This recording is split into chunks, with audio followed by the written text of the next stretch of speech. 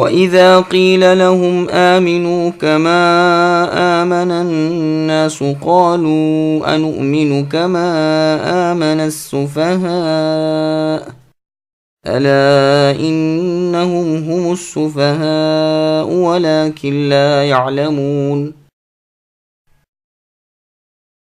اور جب ان منافقوں سے کہا جاتا ہے کہ ان لوگوں یعنی صحابہ کی طرح تم بھی ایمان لاؤ تو جواب دیتے ہیں کہ کیا ہم ایسا ایمان لائے جیسا بیوقوف لاتے ہیں؟ خبردار ہو جاؤ، یقیناً یہی بیوقوف ہیں لیکن جانتے نہیں۔ سامعین، ابھی اس آیت کی تفسیر سماعت کیجیے۔ حقیقی بیوقوف کون؟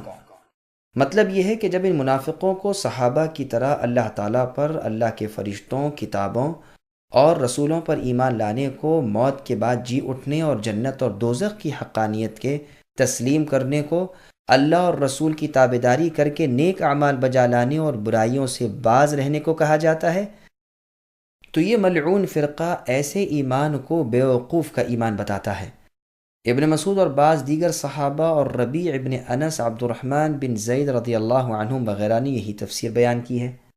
سفہاء سفیہ کی جمع ہے، جیسے حکمہ حکیم کی اور حلماء حلیم کی۔ جاہل کم عقل اور نفع نقصان کے پوری طرح نہ جاننے والے کو سفیہ کہتے ہیں۔